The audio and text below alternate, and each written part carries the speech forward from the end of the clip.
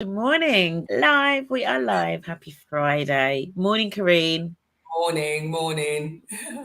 I feel like we could have just got lost in that off mic green room conversation about life and I was reflecting to you, Kareen. I was listening to Mo Gowda on Diary of a CEO this morning talking about his new book, Unstressable. How Mm, timely. It's like everything's coming together around this kind of topic. Do you know what I mean? Which is yeah. really timely. So how's your week been, Kareen? Do you know what? This week's been a good week. Yeah, Last week wasn't such a good week, but this week's been a good week, and good. in a good week in the sense of that the pace feels just a little bit more settled, Okay. and yeah, been giving I always give myself like time, but it just feels Yeah, like that measured time, and good. so it feels nice this week. Good. And if you're joining us live, please say good morning in the chat if you're joining us live. Thank you for joining us on this Friday morning. And I hope you've had a good week as well. A week that was, restful, recharging, energizing, all of those things, but just not, overly busy, Oh, unnecessarily you said the word busy, busy, and busy's barred. right? Busy is barred. Do you know Yeah, what? Maybe that needs to be the first takeaway from this LinkedIn Live. Busy is barred. yeah, it's Busy is barred. definitely barred. Good morning, Z. How are you doing? Hi, I was Zee.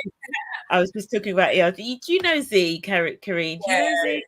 Yeah, yeah, morning, Z. Thank you for joining us. Um, yeah. yeah, the Supportive, word always busy. supportive. Yeah, we'll get into that. The word Mm, busy. Yeah, Z is an amazing ERG mm. leader who I was very privileged to have on my inaugural cohort of training last year. So morning, Z. Oh, Really good wicked. to see you. Yeah.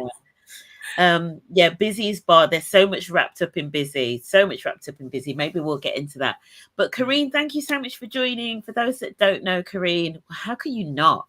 I mean, so apologies for anybody that was maybe thinking that there was going to be some decks going this morning, right? So that we could have had, I'm going to say, so that we could have had a Pete Tong welcome to the weekend moment.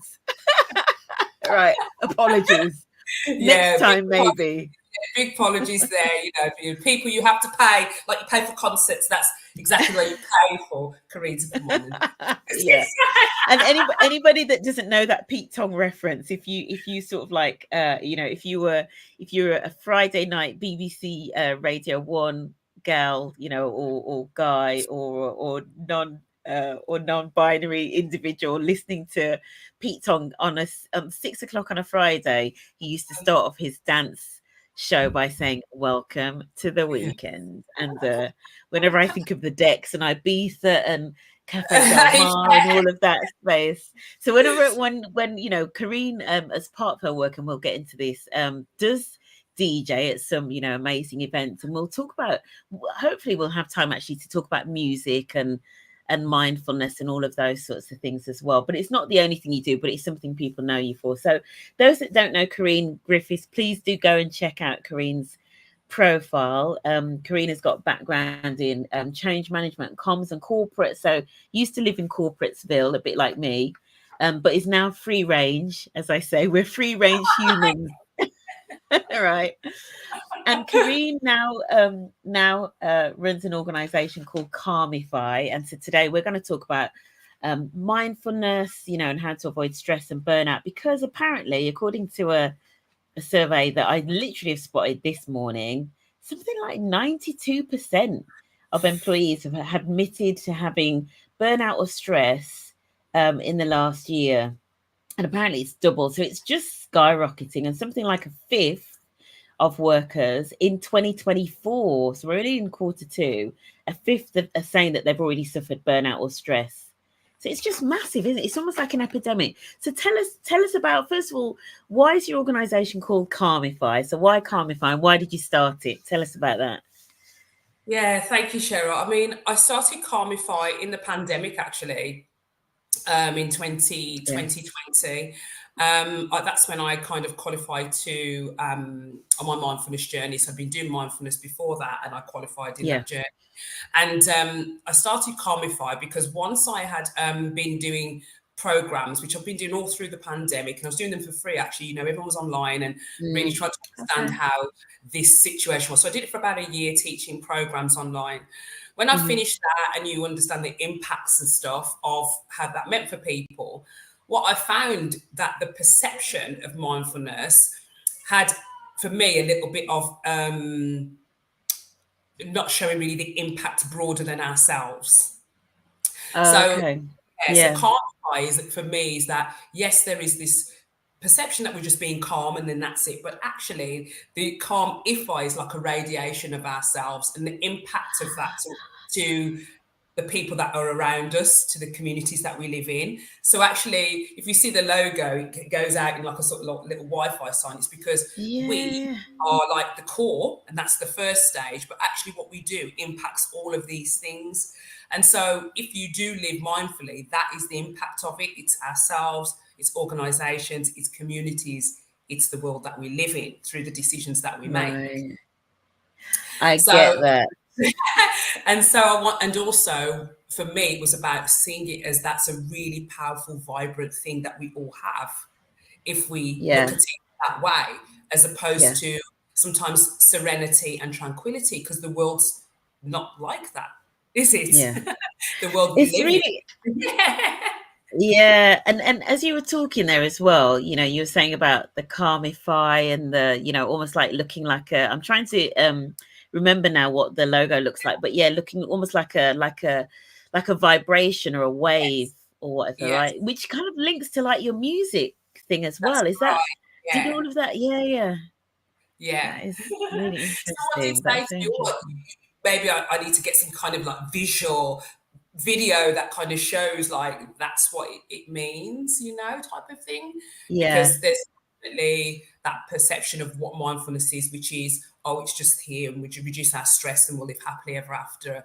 yeah, And actually, it's beyond that, really. yeah, yeah. I'm telling you, Karine, Mhm. honestly, as you speak, I've got a visual of. So the first time I went to Ibiza, right? It's a little personal share. First time I went to Ibiza, which was for my 40th, so a little while ago, with a group of girls. But I remember going to, like, we arrived on the Friday, and then we went to, there was some festival or something on, and we went to, anybody that knows Ibiza, we went to like the old Ibiza town. There's a place called Mm, Delt Villa, like at the top, and Pete Tong was DJing there, and Idris Elba was up there, and whatever.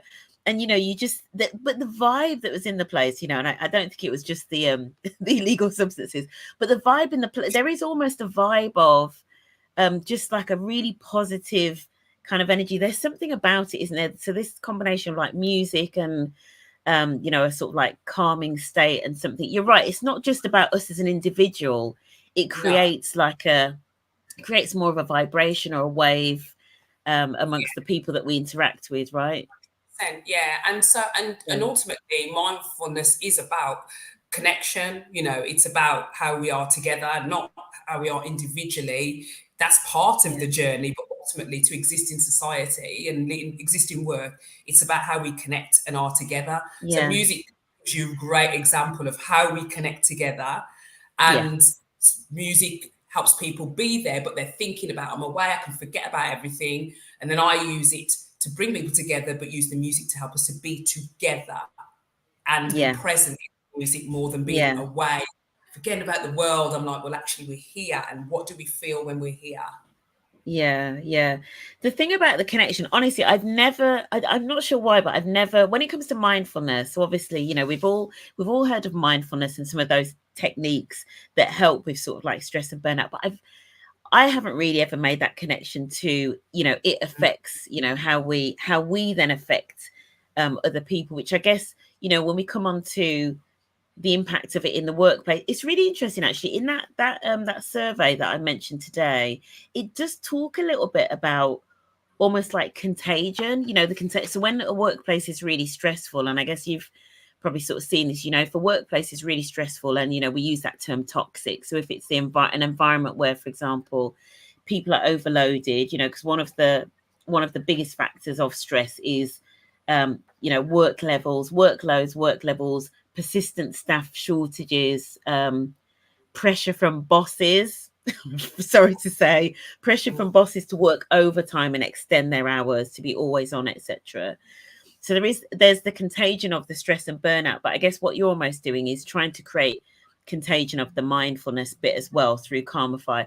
Let's talk about the stress and burnout bit first, because one of the things that we said is sometimes we wait until we've burned out or a risk of burnout. So how do what are some of the trends that you're seeing, and how can we spot some of those signs of where things are becoming too much, and what causes it? Let's just talk about stress and burnout. Yeah, I think what I'm seeing a lot of is that people are aware they're doing too much. Mm-hmm. It's not like they don't know they're doing too much. Yeah. What I see a lot is Yeah. people are actually, they're aware they're doing too much. What they're not doing is challenging themselves about the things, the cause, the root causes. Mm-hmm. And because of the pace of change, some people are really finding it difficult to let go of things that don't serve them the way that it Mm. used to. The world is changing. So if we Yeah. think about perspectives of there's this rapid change that's happening through, say, the AI and digital age, which is really rattling, Mm-hmm. organisations and the way that we need to think. So, but people aren't used to working at that pace, and they're not Yeah. used to. So, what we're not sometimes challenging is there more workload, or is it the fact that we're not coping the way that we used to be able to cope because we're not using different tools? We're using the same toolbox as we used to.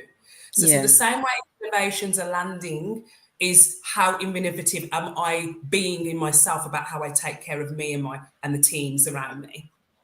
And Yeah. now I know that's something I need to Yeah. do. What are the tools then, and how do I do that? So if everything is still being trained the same way we always train, we will still get the same results. If we're not able to navigate that change and know what to do with our emotions when we are needing to let go or see what's possible or collaborate better, that's pretty difficult to do if you don't know how to Yeah. do the techniques to break the cycle of the way we are. Yeah. Yeah. So, Yeah. so There's that's what there's I'm seeing a lot of as well.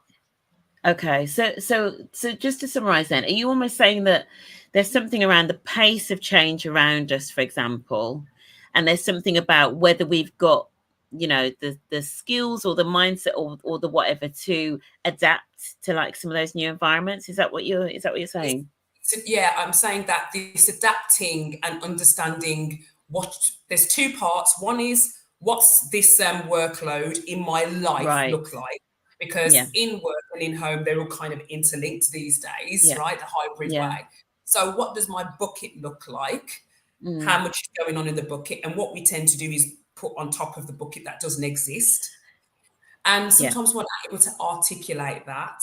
So if Yeah. I look at my bucket and go, I've got 60% of my life in work, I've got 20% looking after my parents, I've got 20% Mm. looking after my child, that's already 90%. I've got 10% for my self-care activities, right? If your work is 70% and you've only got 30% capacity for anything else, what tends to go the first is your self-care because we Yeah. serve all the time. We're Yeah. giving to others all the time, but Yeah. not Yeah. sure that, well, what do I need to be able to articulate that? What can I Yeah. change in my body? So, Yeah. so there's around that bit where people are really maybe struggling to see what the real cause and clarity is. And Yeah. then when I do that, what tools have I got that I can draw on? Mm. And let's talk about the bucket.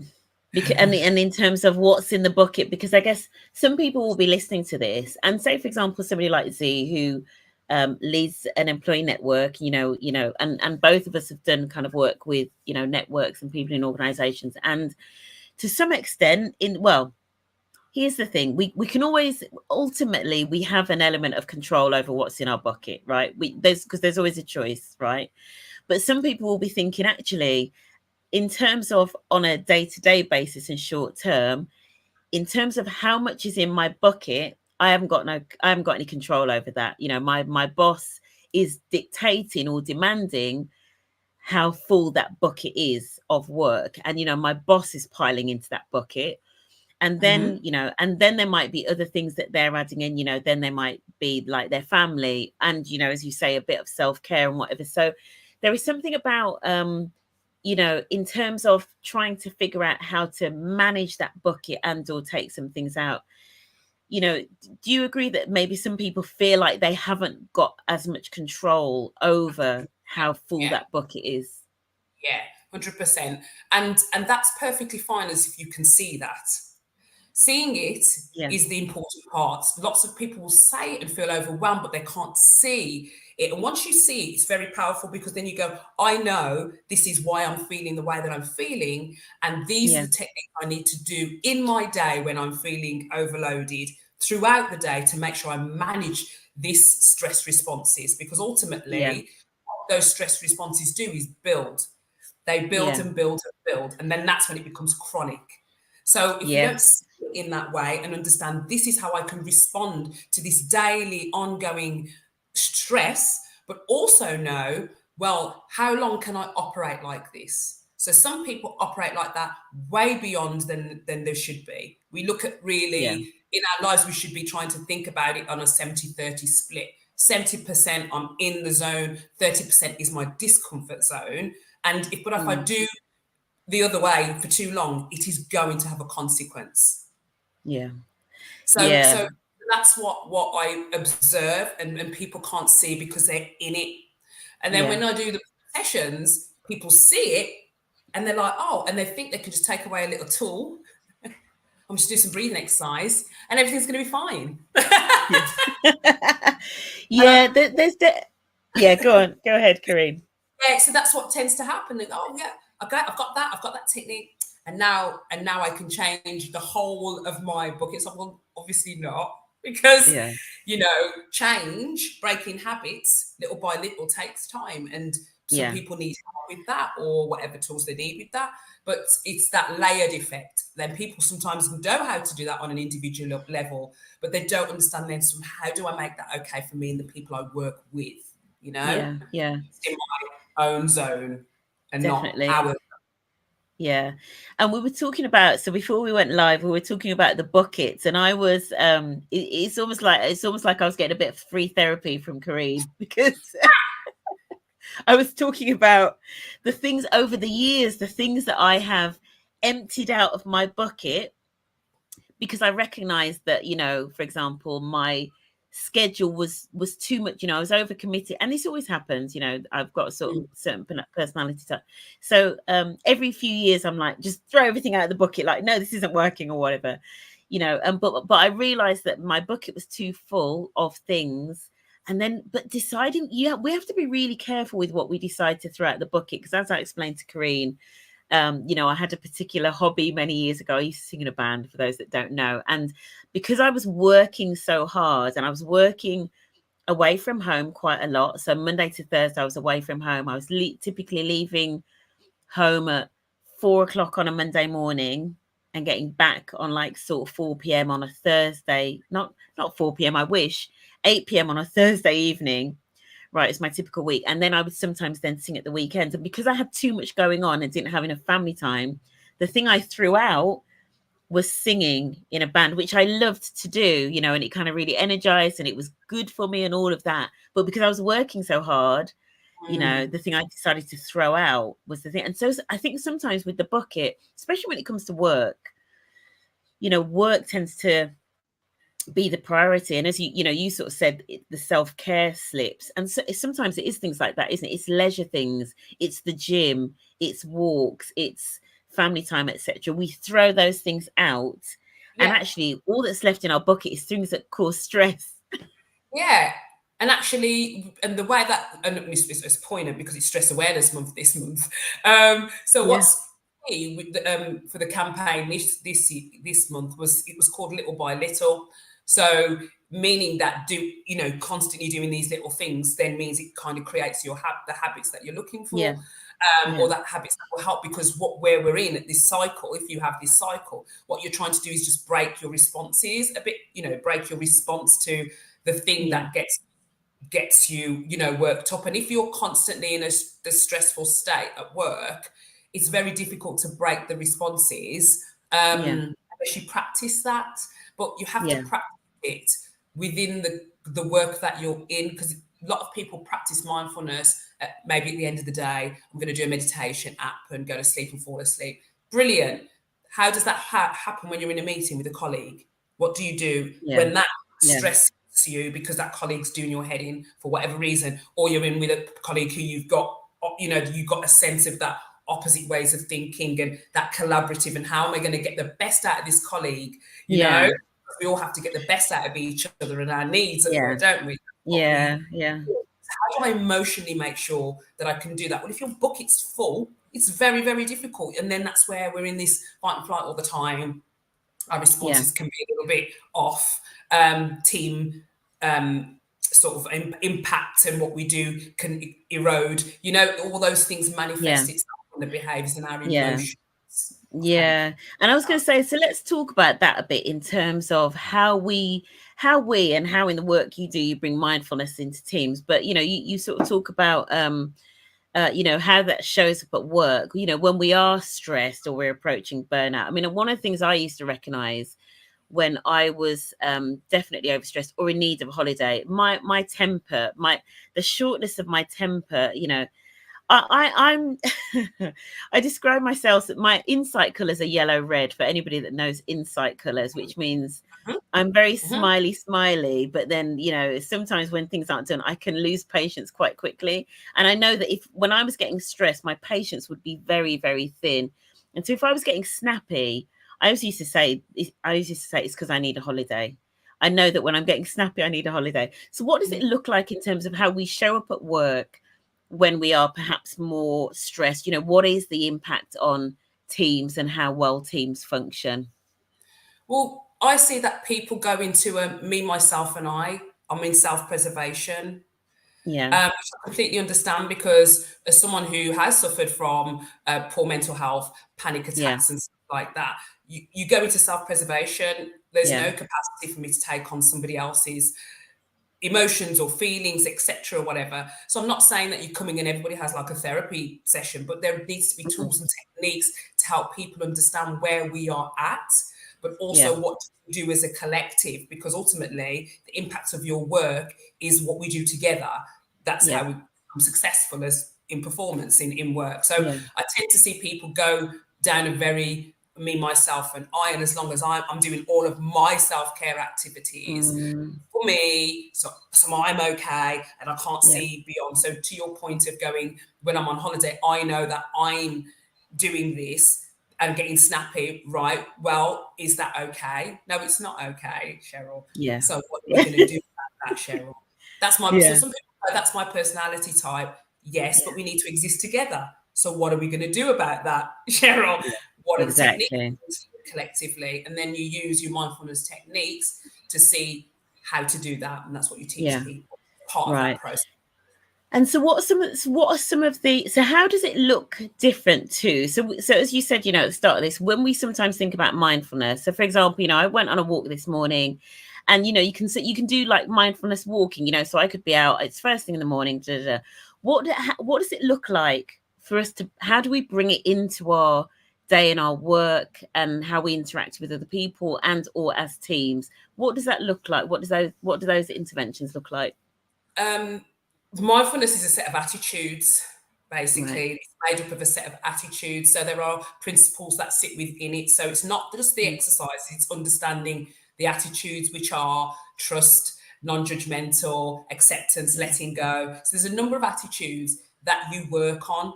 So a lot of the time when I do, say, the mini workshop, people start to see themes in terms of the attitudes very Mm, quickly. So they'll be like, you say, who struggles with patience?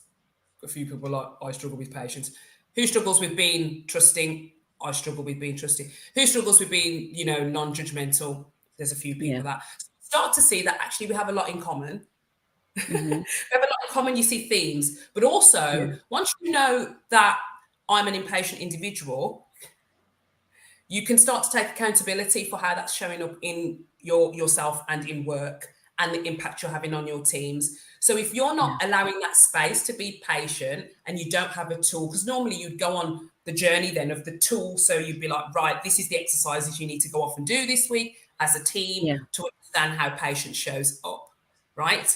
And you do that, you go off, Mhm. you do your homework at home and be like, right, when my son's not getting ready and putting his pajamas on, that is when Yeah. it's showing up. Here's the technique you would use. It might be a breathing technique that you've been practicing, and that is how you start to regulate the responses. It needs to be Okay. contextual. It needs to be Yeah. scenario, experiential, and contextual. So some Okay. people come to that and see the theme in, they'll do a workshop and go, gosh, yes, I'm impatient. And then they'll Mm, go off mm, and continue to be impatient. And so now you know the impact you're having on yourself and your team. yeah. Now, don't pretend That's I'm an impatient individual, everyone, and it's going to harm you. So that's okay. yeah. Yeah. Here's your 5-minute warning. Like, you might And just want to leave the room because I'm going to be impatient. all of you must put up with my impatient self. Yeah. That's Red like colour, me yellow saying, colour.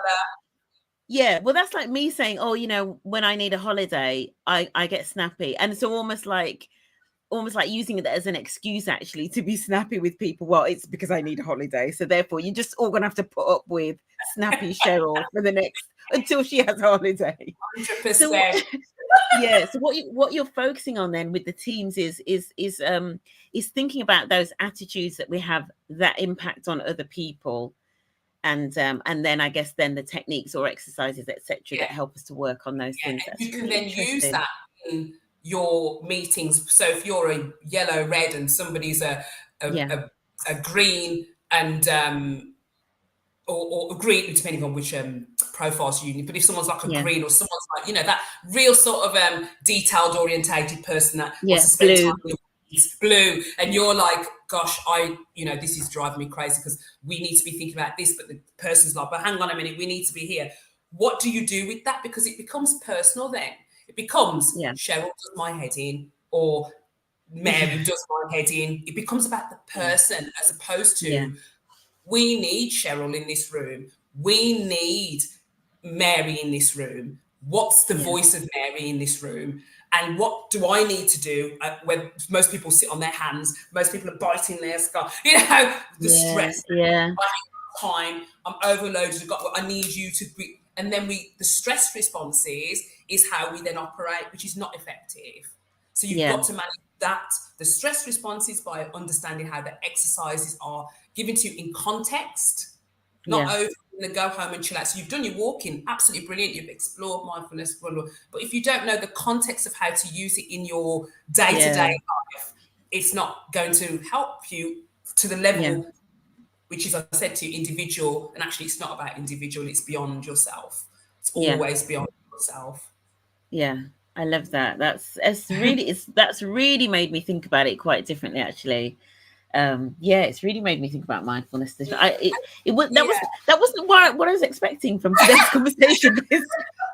Well, this is No, it's the thought-provoking piece. But I yeah, say to people, because mindfulness is now taught in a clinical context, yeah, people will think about it just from a health and well-being perspective. yeah, But actually, yeah, it's not just clinical. It's about our social connection, and yeah, you're bringing that absolutely. together and on helping people understand that. So there's a bit of like an education piece, Yeah. which can make it really difficult too, because people are like, oh, I thought mindfulness was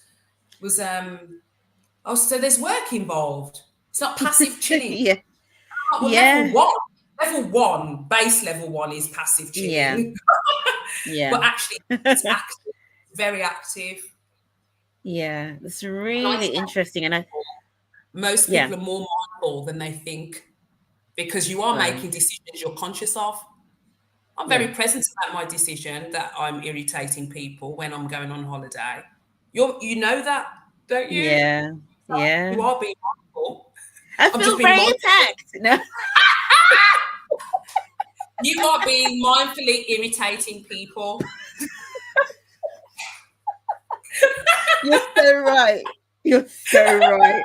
And I'm excusing it to myself. I'm gonna stop saying that now. Like literally from this day, I'm not gonna say that, because if I say that, I'm excusing it to myself, and it's not acceptable. So apologies, anybody that's watching this, if I've been snappy with you before I go on holiday.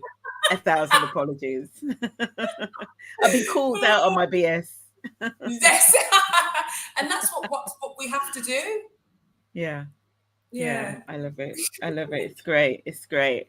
Okay, we're almost going to wrap up. What's the one thing, if so if there's an individual watching this or listening to this this morning or later on, what's the one thing that individuals can take away in terms of, you know, mindfulness or managing their own stress levels? And then what's the one thing that organizations can or should be thinking about just to make a difference in this space? I think for organisations, I really think they just need to consider proactive and innovative solutions to a more holistic way of looking after their people. And we're not Mm, talking, let's just look at well-being over there and let's look at it. What is this holistic way that we can exist together, but look at proactive and innovative ways, because those are coming through all the time, and it's important mm, to try those things. mm-hmm. So I would say Yeah, for organisations, I would urge them to start to think about that based on what's coming in the changes ahead, because we're yeah, not yeah, able to use what we've used before. yeah. So innovation, And collaboration, and connection. yeah.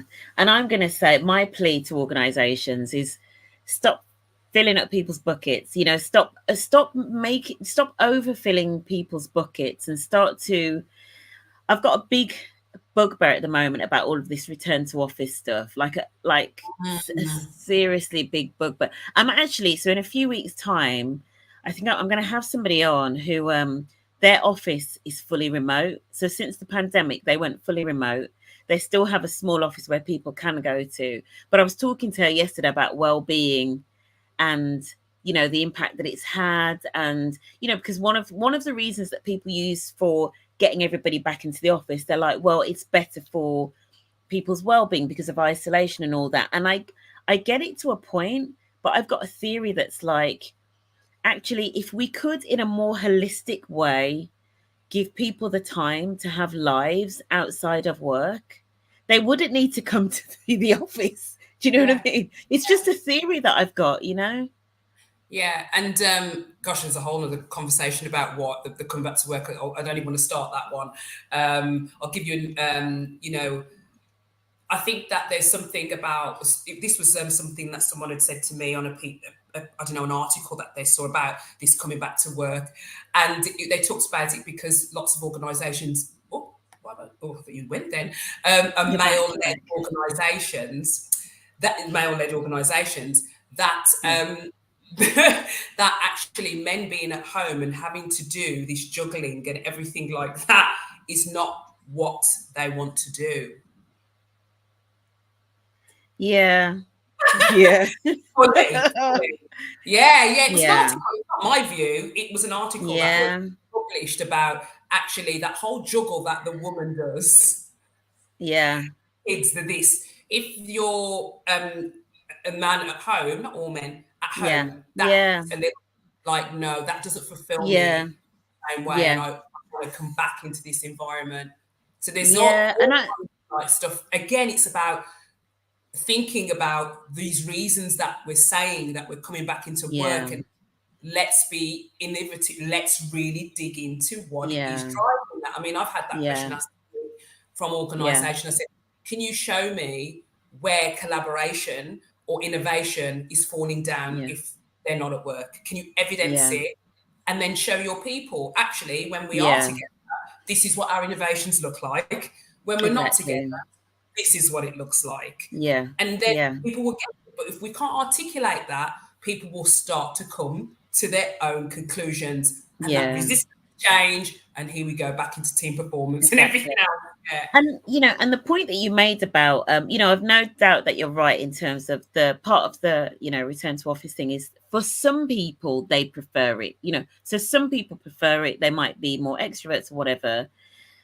But yeah, is that good for everybody's well-being? So back to your point around looking at people in terms of this holistic well-being, do we really want work to be the only thing that is in people's buckets? This would be my question out to organizations in terms of the one thing. Do you want work to be the only thing that is in people's buckets? Or do Mm, you want people to be allowed to fill their buckets with other things, self-care, friends, leisure time, family, and all of mm, that? That would be yeah, my one plea. mm. Yeah. Brilliant. Karine, it's been amazing having some conversation with you. Next time, Dex, next time. Maybe I might. The problem is with decks, I really struggle to play a few minutes and then off we go. I'm like, no, it's a full half an hour minimum set. Yeah. Just this next tune. Yeah. Oh no, that's been really interesting. I've learned a lot. I feel like I've learned about myself today. Never mind, learn a lot. So, which is always good. So, thank you, Karine, so much for joining us. Thank you to anybody that's watching. Z, thank you so much. Great session. Thank you. Wish you both a wonderful. Yes, the decks next time. The decks, for sure. The turntables. If that's what people use anymore, maybe it's all CDJs or something else. I don't know. But yeah, thank you to anybody that's listening live, and for anybody that's watching on the replay. You know, we definitely wishing you a very restful and mindful weekend. Karine, thank you so much for joining. Wow. You're welcome. And I'll see you all again soon.